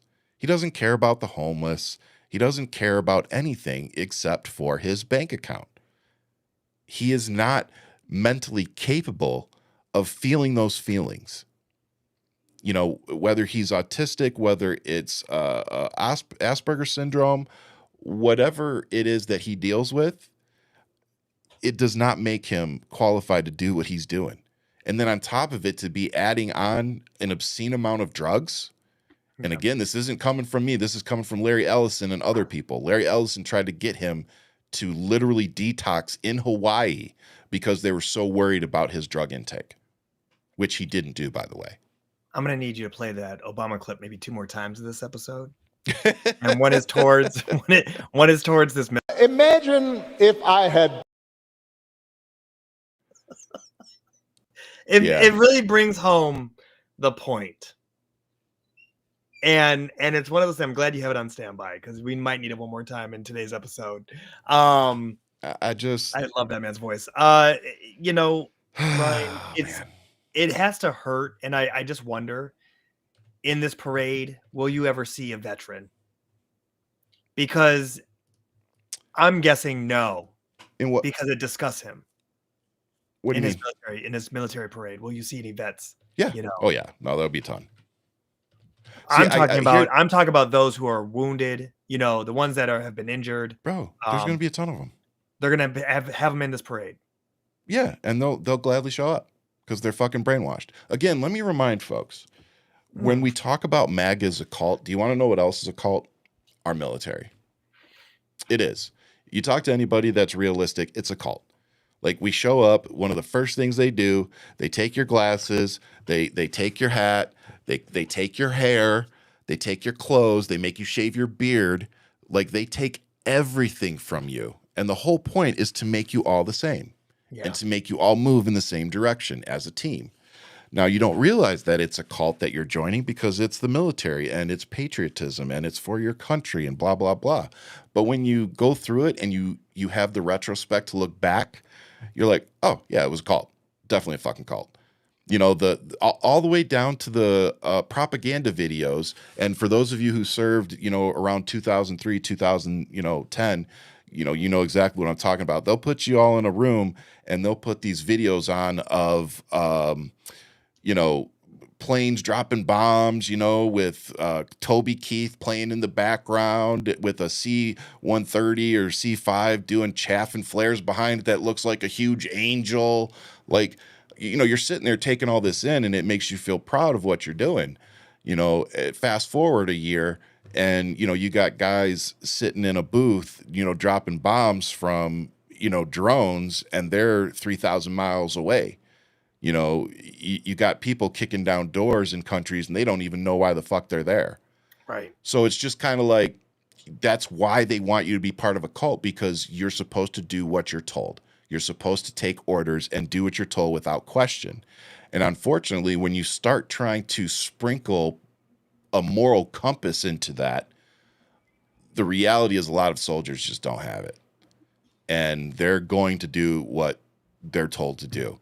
And when you look at all of the commanders and joint chiefs and all that stuff that they're getting rid of to install loyalists, I have said this from the beginning, all the people out there who think that the military is going to save us from Donald Trump, it won't. Yeah. They are literally making it so that they have nothing but loyalists in positions. And if you don't do what they tell you to do, they're going to do exactly what they did to that Space Force colonel. They're going to kick you out and they're going to get rid of you and they're going to find somebody that will do what they're told. So that's where we're at, people. At what point, Ryan, does that trip us up? Because if you start filling in enough seats with idiots, at what point, when we have enough Pete Hegseth, right, do we drop the ball and find Russia and China at our front door? I mean, I think Russia's already at our front door. Yeah. And let me expand on that. If you go back to 2016, 2017 and the whole Russiagate thing, but if you literally go read up on the Mueller report, nowhere in that report did it absolve Donald Trump or say that Russia did not interfere with that election. Right. Nowhere in that report. In fact, it said that if Donald Trump were not president at the time, that they very likely could have brought charges against him. Yeah. And these dumb fucks voted him in again because they didn't believe the report or they thought it was a witch hunt. And again, that's a cult. They literally just go tell their people what they want them to believe, and they're like, oh yeah, no, it's fake news. It was a witch hunt. It was political persecution. It was whatever the fuck they make up. But if you think about those things, fake news is such a vague catch-all that you can say to anything that you just don't agree with. And it's just dismissive. It's automatically dismissive. Oh, that's fake news. Bitch, it's a court document. Right. Right. You know, how do you say that's fake news? It's a fucking court document. But you're going to believe one sentence A tweet. in a diary found in a room that was, you know, come on, get the fuck out of here. I mean, it's actually probably my own PTSD just listening to you say that because, I know only You're reason gonna have why Ryan rant PTSDs in a year or Woo! so. You know what I'm saying? I'm just sitting there talking to my wife. I started yelling at her. I'm like, I'm sorry. It's a Ryan rant. It's Ryan. Yeah, blame me. Yeah, I get punched in the nose. Don't worry. No, it's one of those things where I would be like, here's all this information. I know so many of our listeners, so much of our community has. Uh-oh. You froze. Those conversations. There you go. And did I lose you? Did you lose You're me? good now. You're good now. Okay. There's a storm coming through New York. Yeah. You know, It's your wife saying wrap it up. Yeah, right. She pulled the plug of the internet. She's like, it's time to go. No, it's one of those things where this community, our crew, everybody here, I already know, has had an argument the last 8 years because Mega's been around since 2015. It's 10 years now. Yeah. It is 10 oh my God, years. 10 years. Let that sink in. It has been a decade of this cult, and it's only gotten worse. And the thing is, I think about, and this is where I'm talking about my own PTSD, is that I've had fake news that's saying thrown at me where it's like, no, here's this information, like this is what it is. Oh no, it's fake news. Well, no, Mueller says it. It's right here in black and white. Like he is not exonerated. Well, no, Bill Barr said that he is. Bill Barr said he is. It's not. It's in the document. It says he is not exonerated. Like there was collusion. It's just that he's the president that we cannot convict him, which then makes me sit here and go, well, why then wasn't he convicted day 1, January 2021? You know what I mean? Like why? The same reason January 6th wasn't the end of him. But this is the part where I look at like South Korea. It took them 30 days. They said you did martial law, we had you impeached, and then within 30 days of that impeachment, we had you arrested because you broke the law. So many countries have shown us how to do it better. And we're not that shining light. We refuse to adapt. We're not that shining light. We're not meeting the mark right now. We're not meeting it. No, we're not. And I don't think we have in a long time. No. You know, there's a difference between being patriotic and being proud of your country and being realistic.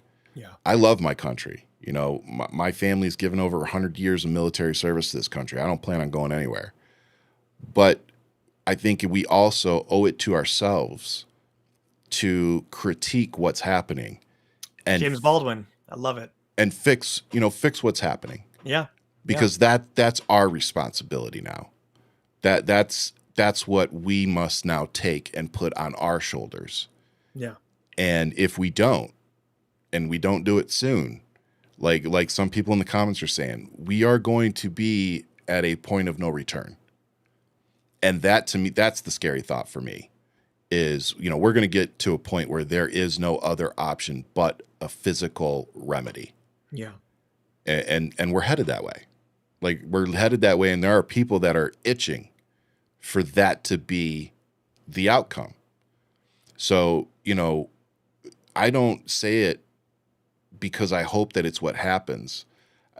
And again, unfortunately, I have to say this for MAGA. There's a difference between being prepared for a potential conflict, right, and hoping for one. Those are two totally different things. Being prepared and deciding that you're not going to be a soft target, that's just being prepared. Hoping that you get to go out and use your gun, which Kyle Rittenhouse, days before he went out and shot people, we have him on camera saying he wished he had his gun so he could shoot people. Right. See, now that's what makes him a disgusting fuck. So those people, those are the people that are lost. Right. I'm telling people to get ready because I think that that's what's coming. Not because that's what I want. Like, I don't want it. I don't wish it. But there's going to be a fight for this country. It's coming whether we like it or not. Well, I really have to ask with the SAVE Act, if this does pass and it does get signed, which it will. How many women are going to divorce their husbands? How many women are going to go change their name? How many are going to I think you're going to see have a lot. revolt? I think you're You know going what I mean? And you know what? Here you go. Let's put this out there. Gentlemen, men, we were just talking about us and how we can support women in this fight. Support your wife going and changing her name back to whatever's on her birth certificate. I know it may rub some of you wrong, and I'm going to tell you real quick. I was one of those people. My wife, when she was in the military, she waited a while to change her name because it was a pain in the ass. Like when you're in the military, you got to change all your name tapes. Like you have to change everything. So I understood it to a great degree. But when we had our daughter, like it kind of meant something to me. Toxic male shit, I guess. And she went and did it. But knowing now what we know, I would be completely okay if she went and changed it back, just because it's not worth it. Conversation my wife and I had was she told me she was never changing her name, and I told her I love it. I love that she's not. We quickly found that we were the right pair for each other because of it. But I did say, like, I want my boys to have my last name, which is like, I don't have any say against that. She goes, yeah, that sounds great. We had that conversation before we even got married of what that would look like, you know, while in the dating phase and testing each other out and seeing what's what. And it's one of those things where even with the kids, you know, it's one of those things where it's like, okay, I have 2 boys. How do I make them better men? Period.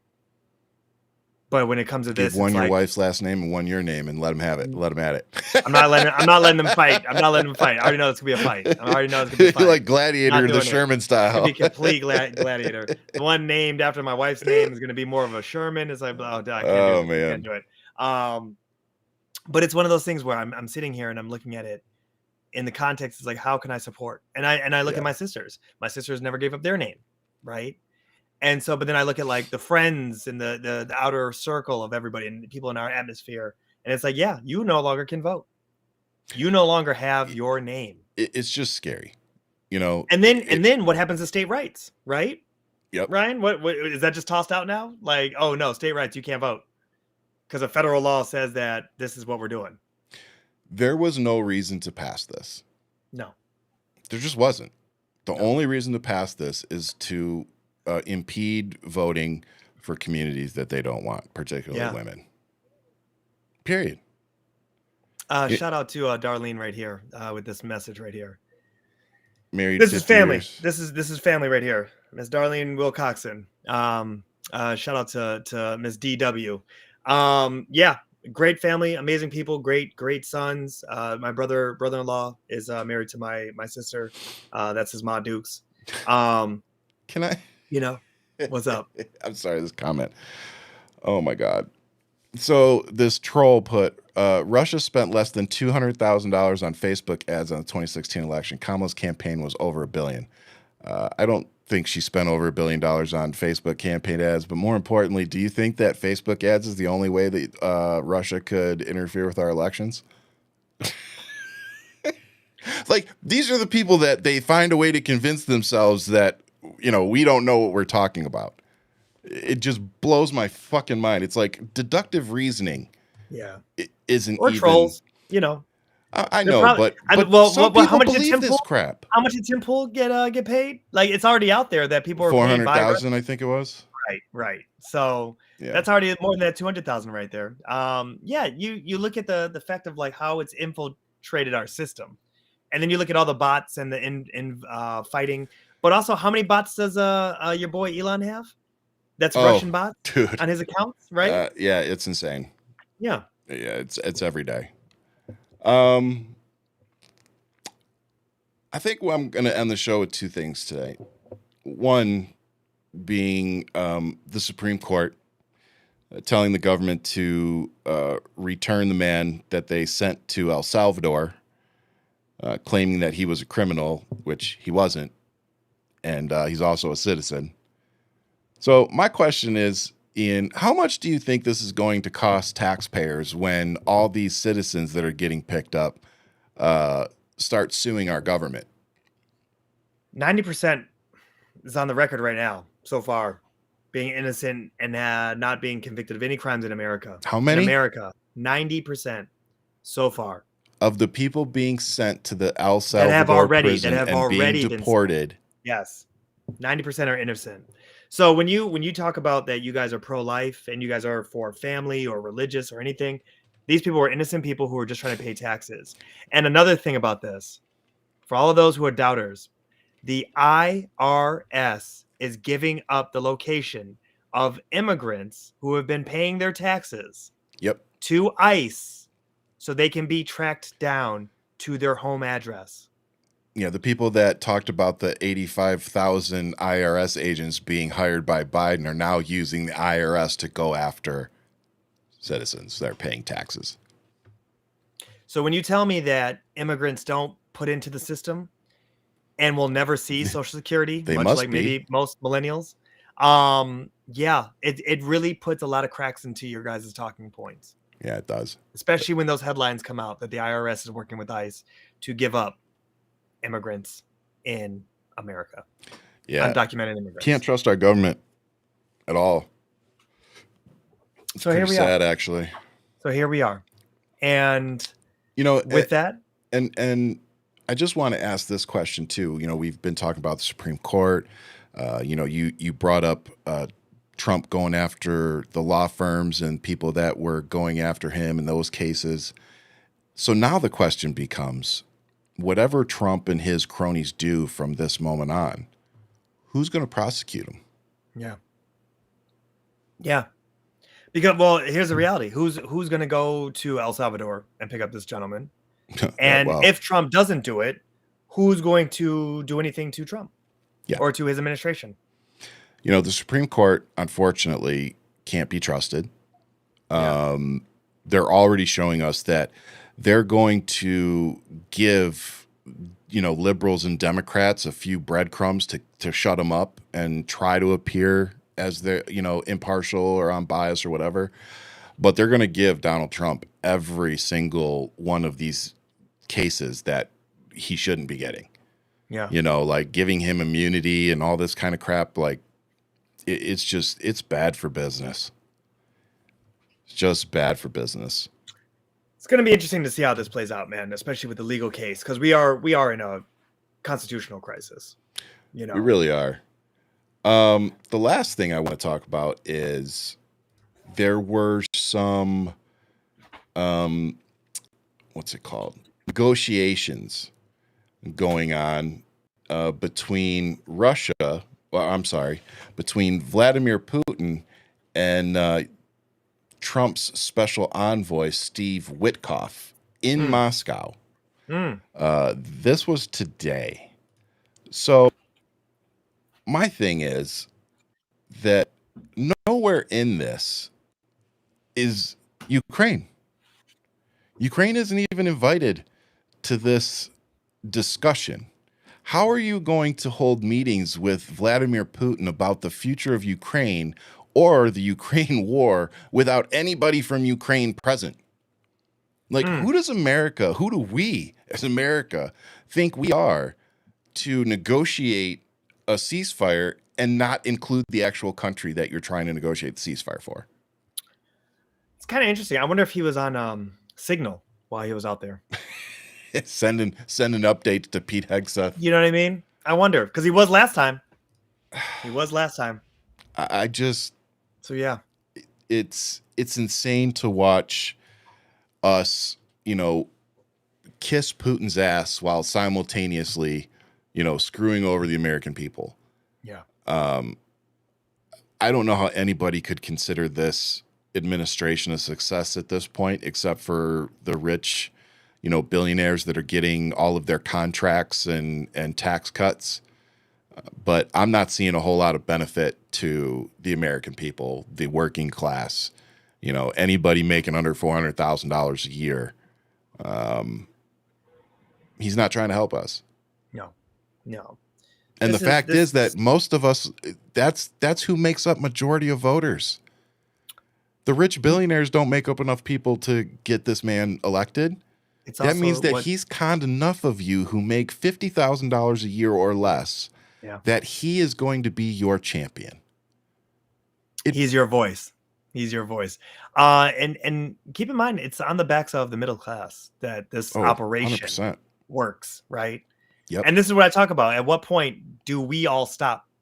Do we just full stop, pencils down, don't show up, all walk out? Yeah, we're done making money Um, for you. we're done making money. We're gonna put the grinds in the gears, right? We're gonna stop. We're gonna stop being the cog in this whole wheel. And how long does it last? When you see unions do it, you see how quickly things change. What happens when all the white collar positions do it? All the nurses stop showing up. I mean, I know Instantly. there's HEPA laws. I know that there's people who have to show up and do stuff. Yeah. But when you're being realistic, what happens when everybody who is affiliated with this program stop, and you look at how that might put a pause to this? It's something to think about. Yeah. France did it, and it's like, okay, I know people didn't show up to work that day. You know what I Yeah. mean? It was like, oh yes, I'll be there at 2:00, madam. It's like, no, that's not how it works.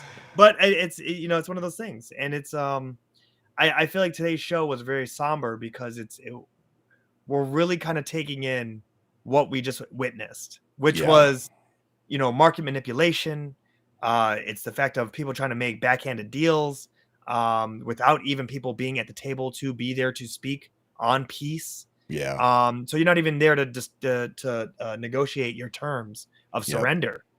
So this is really just becoming now exactly what we thought it would be if Trump won. Yep.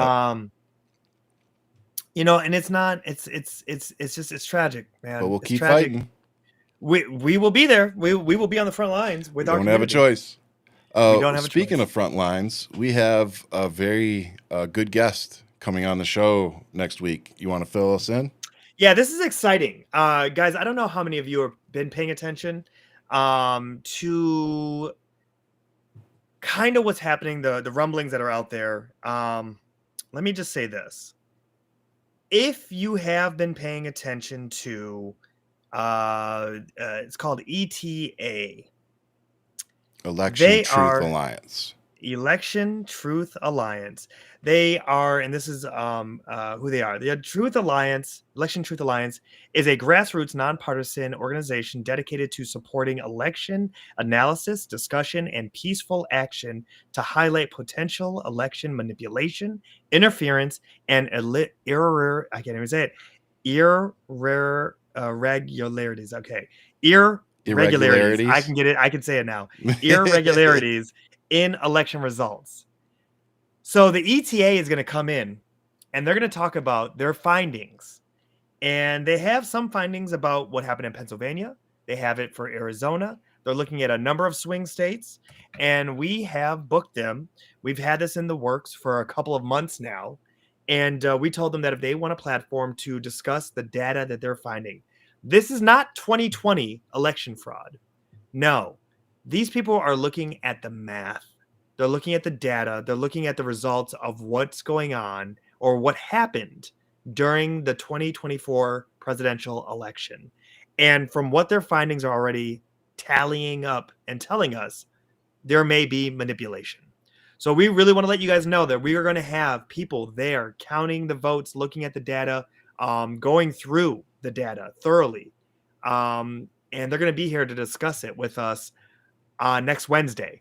We're going to be on Wednesdays unless Ryan has any news for us next week that we're changing any other schedules. But we will be back Wednesday nights. We'll do Fridays from time to time if needed. But Wednesdays are our night. Wednesdays we will make sure is very pivotal with having guests. So if we ever have a guest, it's on a Wednesday night. But I will tell you right now, ETA, the Election Truth Alliance, is going to be here with us next Wednesday to discuss the data.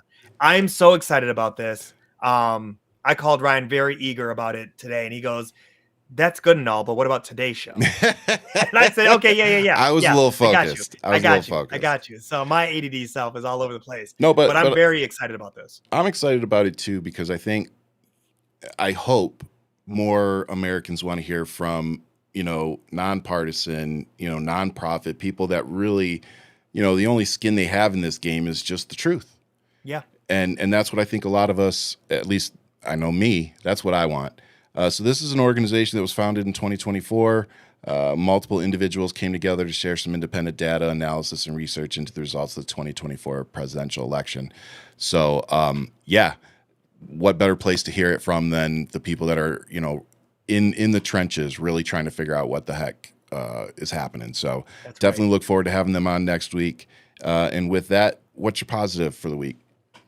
Man, I started it with a show about being on paternity leave, being with my baby boy. But I got to give a shout out to my oldest son.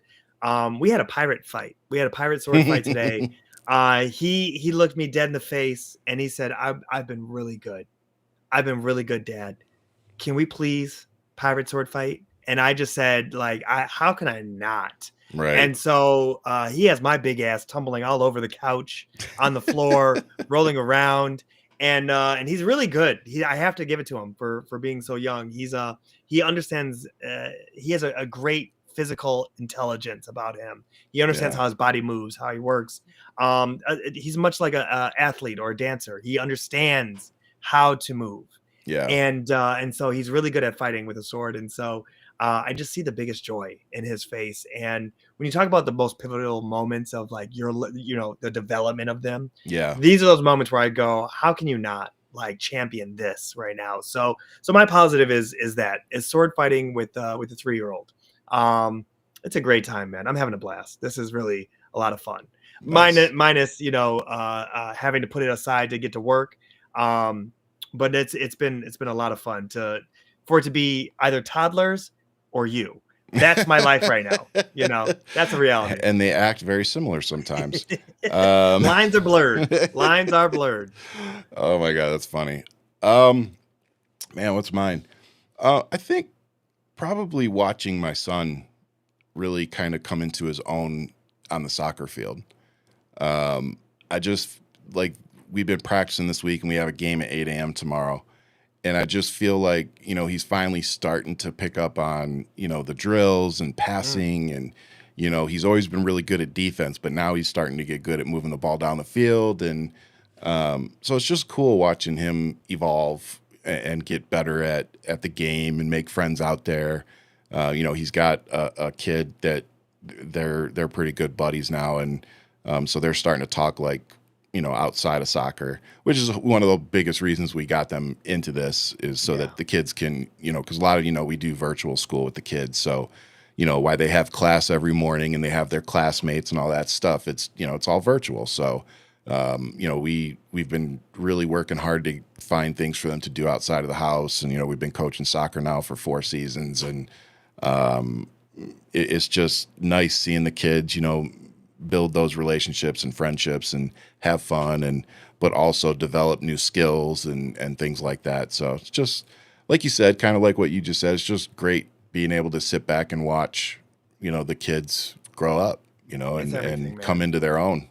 It's everything. It's beautiful to just be in this, this, because we understand that, yes, we are a small piece of their life, but it has the most impact. Right. Oh, for sure. And it's one of those things where, and I say small pieces because we're not their life. Like we do shape them, but in the end, they are going to become their own people and do their own thing. Yep. But it's like, it's these moments that really kind of set them up for success or failure or failure or a good therapy session. My dad used to beat my ass with a pirate sword. Like, I mean, that's going to be like his story. Yeah. Right.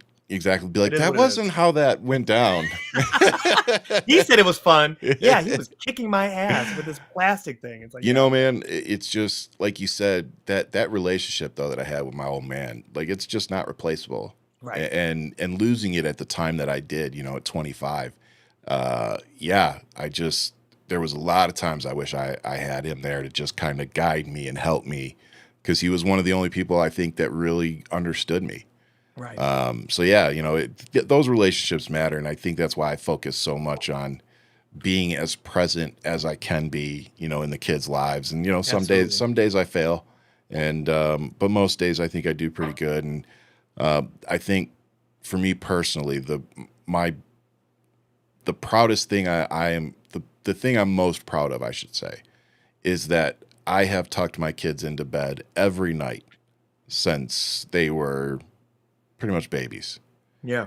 And I love the fact that they're going to get to grow up and know that their dad was there. Because let's face it, not a lot of, a lot of kids out there don't get to spend that much time with their dad, or their parents, because they're out working, they're out Right. doing what they Right. got to do. The And, rat race is real. exactly. And Yeah. my life has just taken a turn where I've had to build a life where I stay at home. Yeah. And so it's great. I love it. And it's a blessing, man. Wouldn't give up that time, man. I wouldn't give up my time with my kids for anything. No. My daughter, she's definitely starting to get into the preteens a little bit. So, the daddy let's hang out is starting to turn more into, can you turn my light off on the way out? Oh, yeah. Kind of thing. Oh yeah. But yeah, no, it's I all love good, it.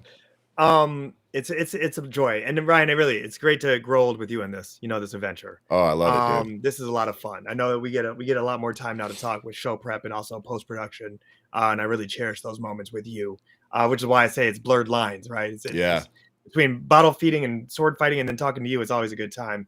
I want to give a special shout out to Fred Petty, man. You want to talk about a gentleman that lights up a room? This guy, we go way back, and I haven't seen him in a long time. Fred, good to see you, my man. Definitely one of my favorite human beings. You want to talk about somebody who's just a great guy all around. Him and his whole Nice. family. Nice They've to always meet you, been Fred. just good people all around. But yeah, man, again, we're here to build community, guys. Yep. This is the part where we have to challenge the current norms, and make sure that we understand that this cannot be normal. Yeah, we can't normalize this. We can't normalize any of this, and it's one of those things that we sit here and we got to figure out, because we know there's so many great people in this world. Yep. And they always come back into your circle, and it's one of those things where we got to extend the olive branch to those who may have been misled, may have been drunk on the wine, Yep. whatever the case is. But I'm gonna say it to you, iceberg hit. Here we Yep. are. So now what do we do? Build You know what that I mean? bridge. Well, fuck that. I'm getting on the raft first, brother. All right. You ain't gonna catch me looking like Jack in that That's water. it. Okay. That's true. Hey, he could have survived. Scoot I o- don't care scoot what over. they say. Scoot over. He could have survived. That's all I'm saying to you. Oh, First, man. we got to get on the boat. Then we get Fair off point. the boat, get on the boat, get Fair back point. to land. That's what we got to do. So Yeah. No, I mean, I think most of us are in the same position, that I think a lot of us see where we're at, and hopefully the steps that are coming next. yeah. These people are going to have to be stopped. So hopefully we get enough people in our government, enough judges in the judicial system to put the brakes on all of this. But yeah, I don't know. My hope for that isn't extremely high right now. But with all of that said, I am proud to be in this fight with not just Ian, but all of you out there. Like I said, I have a voice. We have a voice because you keep projecting the things that we post and that we say. So as always, thank you so much for helping us, supporting us, amplifying everything that we do, and even our haters. We love you too.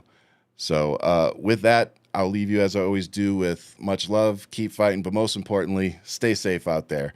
And imagine if I had